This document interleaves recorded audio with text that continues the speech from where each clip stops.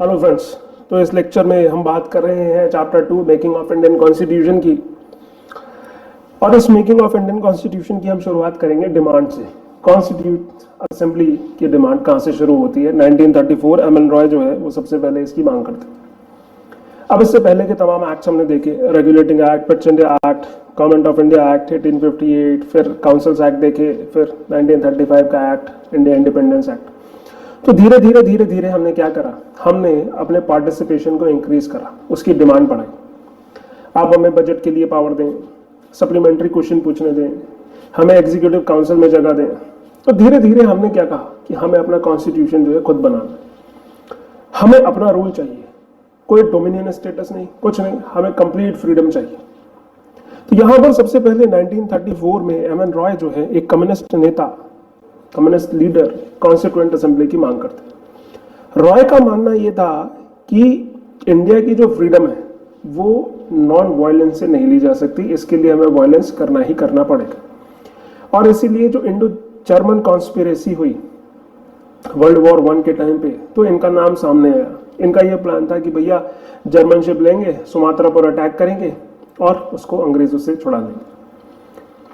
इसके कॉन्सिक्वेंसेस ये हुए कि जब ये हिंदुस्तान आए, इधर से बचते बचाते छुपते छुपाते हिंदुस्तान वापस आए, तो अंग्रेजों ने जब इनको अरेस्ट कर लिया तो इनका ट्रायल नहीं हुआ। जैसे हमारे पास एक राइट होता है कि अगर पुलिस ने हमें गिरफ्तार कर भी लिया है तो हमारे पास एक रेमेडी के तौर पर जुडिशियरी होती है कि अगर हमने कुछ गलत नहीं किया तो जुडिशियरी हमें फ्री कर देगी। लेकिन इनका ट्रायल कहाँ चला? जिस बैरक में ये गिरफ्तार, जिस कमरे में ये गिरफ्तार थे, वहीं इनका ट्रायल हुआ, वहीं इनको सजा सुनाई गई। और ट्रायल में भी मजे की बात ये रही कि इनको डिफेंड करने का मौका ही नहीं मिला, यानी कि अंग्रेज जो भी डिसाइड करते, जैसे भी डिसाइड करते, वो इन पर थोपा जाना था। तो एमएन रॉय सबसे पहले 1934 में ये डिमांड करते हैं कि हमारी एक कॉन्स्टिट्यूएंट असेंबली होनी चाहिए, अपना कॉन्स्टिट्यूशन खुद बनाएंगे। ऐसी ही एक डिमांड ऑफिशियली अब कांग्रेस की तरफ से 1935 में हमें देखने को मिलती है। और फाइनली 1938 में नेहरू जी ये कहते हैं कि हम एक ऐसी कॉन्स्टिट्यूएंट असेंबली बनाएंगे जिसमें बाहरी जो इंटरफेरेंस है, एक्सटर्नल इंटरफेरेंस जीरो होगा। यानी कि कुल मिलाकर अंग्रेज अब डिसाइड नहीं कर पाएंगे कि हम किस तरीके की असेंबली बनाएंगे या किस तरीके का कॉन्स्टिट्यूशन बनाएंगे। और साथ ही साथ ये जो असेंबली होगी, इसको जो हिंदुस्तान का हर आदमी है वो इलेक्ट करेगा, यानी अडल्ट फ्रेंचाइजेस के बेसिस पर। आप एक स्पेसिफिक एज के ऊपर हैं, आप गरीब हैं, आप पढ़े लिखे हैं या नहीं हैं, आप ब्रिटिश फोर्सेस में है या नहीं है, ये सारी चीजें मैटर नहीं करेंगी। सिर्फ मैटर करेगा कि आप हिंदुस्तानी हैं। तो एडल्ट फ्रेंचाइजेस के बेसिस पर जो है एक कॉन्स्टिट्यूएंट असेंबली बनाई जाएगी जिसमें एक्सटर्नल इंटरफेरेंस जीरो होगा। तो यहां पर 1938 में हमें एडल्ट फ्रेंचाइजी की बात होते हुए देखने को मिलती है। इसके बाद क्या होता है? इसके बाद जो हमारी कॉन्स्टिट्यूएंट असेंबली है उसकी जो बातें मानी जाती हैं, जब अंग्रेज मान जाते हैं कि ठीक है आप कॉन्स्टिट्यूएंट असेंबली बनाइए, तो अगस्त ऑफर 1940 सबसे पहले इन प्रिंसिपल हमें देखने को मिलता है कि हमारी कॉन्स्टिट्यूएंट असेंबली की मांग मान ली गई। अब ये हुआ क्यों था? ये हुआ यूं था कि 1935 में हमने एक एक्ट देखा, गवर्नमेंट ऑफ इंडिया एक्ट 1935। हमने चुनाव भी लड़े, कांग्रेस ने सरकार भी बनाई बहुत जगह पर, जैसे 11 प्रोविंसेस थे तो 5 पर कंप्लीट मेजोरिटी के साथ कांग्रेस ने जो है वो अपनी सरकार बनाई। लेकिन हुआ ये, जब वर्ल्ड वॉर 2 शुरू हुआ तो उस समय लॉर्ड ललित को, जो कि वाइसरॉय था, उसने क्या करा, इंडिया को पार्टिसिपेट करवा दिया बिना कांग्रेस के पूछे। इस बात पर कांग्रेस खफा हो गई। तो कांग्रेस ने ये कहा कि चलिए ठीक है, आपने हमें लड़ाई लड़वा दी, अब ये डिक्लेरेशन कीजिए कि जब वर्ल्ड वॉर 2 खत्म हो जाएगी तब आप हिंदुस्तानियों को एक मौका देंगे अपना फ्यूचर डिसाइड करने का। हम चाहे तो फ्री रहेंगे, हम चाहे तो अंग्रेजों के साथ जाएंगे, हम जो चाहे वो करेंगे, एक मौका आप हमें देंगे। ललित को ये बात जो है मना कर देता है। जब ये मना कर देता है तो कांग्रेस क्या करती है, कलेक्टिवली रेजिग्नेशन दे देती है। जितने भी प्रोविंसेस में उसने सरकार बना रखी थी वहां से वो रेजिग्नेशन डाल देती है। जब रेजिग्नेशन डाल देती है, आप इमेजिन कीजिए कि अगर घर का मुखिया अचानक से गायब हो जाए तो एक पैनिक तो हो ही जाएगा कि आप कैसे चलेंगी चीजें, कैसे घर का सामान आएगा। ठीक उसी तरीके से जब इतने सारी प्रोविंसेस से सरकारों ने रेजिग्नेशन दे दिया तो एक कॉन्स्टिट्यूशनल जो मशीनरी थी वो फेल हो गई। और जब वो फेल हो गई तो हमें अगस्त ऑफर देखने को मिलता है। लॉर्ड ललित को अगस्त ऑफर लेके आया।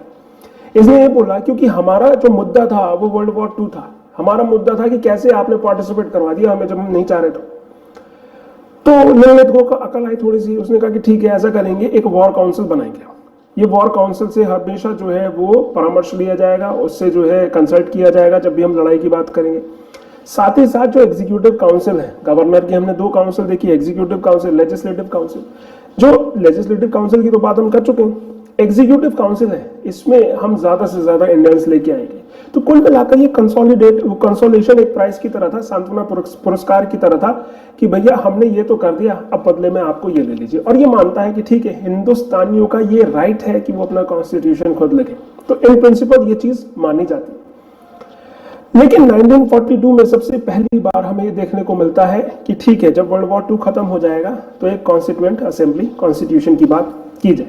तो यहां पर सबसे पहले बहुत क्रिस्टल क्लियर तरीके से 1942 में हमें क्रिप्स मिशन में देखने को मिलता है। और ये बोलते हैं कि जो इंडियन स्टेट्स है उस पर ये चीज थोपी नहीं जाएगी, वो चाहे तो इस चीज को एक्सेप्ट कर ले, नहीं चाहे तो इस चीज को छोड़ दे। इस क्रिप्स मिशन के बाद भी बहुत सारी चीजें होती हैं। स्टैफोर्ड क्रिप्स आए थे, तो ये जब इस चीजों को नकार दिया जाता है, मुस्लिम लीग भी बोल देती है कि नहीं भैया हमें तो दूसरा देश ही चाहिए, हिंदुस्तान कहता है कि नहीं जी हमें तो कंप्लीट फ्रीडम ही चाहिए।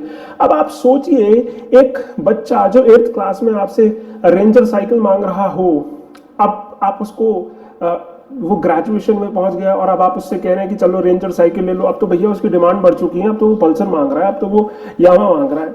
अब आप उसको रेंजर साइकिल से जो है वो सेटिस्फाई नहीं कर सकते। तो ये डोमिनियन वाली जो बात थी तो पुरानी थी, अब तो हम कंप्लीट फ्रीडम की मांग कर रहे थे, इसीलिए अगस्त ऑफर भी फेल हो जाता है। 1942 का जो क्रिप्स मिशन था वो भी फेल हो जाता है। इसके बाद हमें लॉर्ड वेवल थे, ये आते हैं, ये बोलते हैं कि ठीक है ऐसा करेंगे।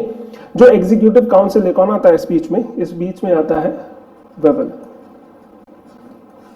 वो कहता है ऐसा करेंगे, जो एग्जीक्यूटिव काउंसिल है उसमें सिर्फ 2 लोग जो है वो अंग्रेजी रहेंगे, एक तो वाइसरॉय, दूसरा कमांडर इन चीफ, बाकी सारे लोग जो हैं वो हिंदुस्तानी हो जाएंगे। इसके साथ साथ सिर्फ हम अपने पास डिफेंस रखेंगे, बाकी सारी चीजें आप रखेंगे।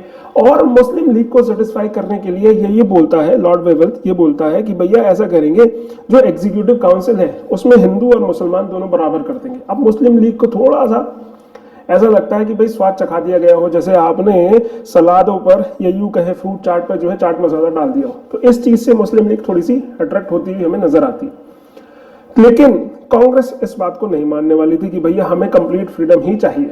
इसके बीच में जैसे एक और चीज होती है, शिमला कॉन्फ्रेंस होता है, तो वहां पर मुस्लिम लीग ये डिमांड करती है कि ठीक है आपने ये तो बोल दिया कि मुस्लिम जो मेंबर्स हैं एग्जीक्यूटिव काउंसिल में वो हिंदूज के बराबर होंगे, लेकिन आपको ये देना होगा कि उन मुस्लिम्स को जो चुनने वाले लोग होंगे वो भी सिर्फ मुसलमान ही होंगे। ऐसे नहीं है कि आप ज्वाइंट इलेक्टोरेट बना दें, मुसलमानों को सिर्फ मुसलमान चुनेंगे।